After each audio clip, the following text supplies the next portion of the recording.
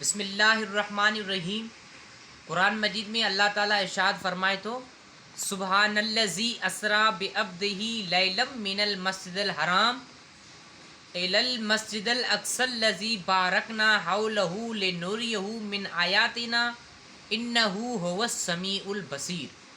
कुरान शरीफ जी 15 सिपारे जी पेरो की मुंड जी आयत में अल्लाह ताला इरशाद फरमाए तो नबी करीम सल्लल्लाहु अलैहि वसल्लम जेको मेराज ते वियो ऐं 27 रजबुल मुरजब बि कहिड़ियूं ख़ुशूसियूं आहिनि जंहिं राति असांखे नुमाज़ जो तोहफ़ो मिलियो ऐं प्यारे हबीब मेराज माणियो। त हिन ई पहिरियों की आयत में अल्लाह से इरशाद फरमाए थो हर ऐब खां पाक आहे उहा ज़ात जंहिं पंहिंजे बाने हज़रत मोहम्मद मुस्तफ़ा सल्लल्लाहु अलैहि वसल्लम खे हिकु राति जे अंदरि मस्जिदुल हराम यानी इज़त वारी मस्जिद खां मस्जिद अक्सा ताईं जंहिंजी आस पास बरकतूं रखियूं आहिनि उन लाइ सैर करायो त जीअं खेसि पंहिंजूं निशानियूं ॾेखारियूं यानी कुदरत जा अजीब व ग़रीब कर्शमा ॾेखारियूं।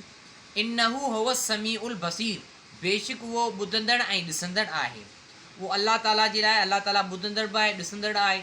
त असांजे प्यारे महबूब खे अल्लाह पाक मेराज करायो त अल्लाह फरमाए मुंहिंजा महबूब तोखे मूं मेराज करायो एतिरे क़दुरु जो जीअं भिञण आहिनि एतिरे जे दरमियान मूं अल्लाह तोसां मुलाक़ात कई ऐं नुमाज़ जो तोहफ़ो तव्हांखे मूं मेराज जी राति ॾिनो।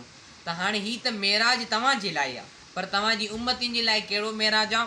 असलातो मेराजुल मोमिनीन यानी नुमाज़ मोमिननि जो मेराज आहे। जेके मोमिन बाना नुमाज़ पढ़ंदा आहिनि उन्हनि जो मेराज आहे।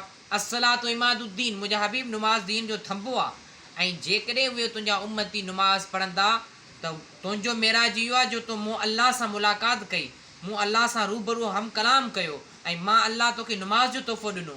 त हाणे तुंहिंजी उम्मतिन जे लाइ मेराज इहो आहे त उहे नुमाज़ पढ़ंदा उन्हनि खे सवाबु मिलंदो ऐं उन्हनि जो मेराज आहे। त अल्लाह ताला असां सभिनी मुस्लमाननि खे नुमाज़ पढ़ण जी तौफ़ीक़ अता फ़रमाए। वमा अलैना इल्लल बलागुल मुबीन।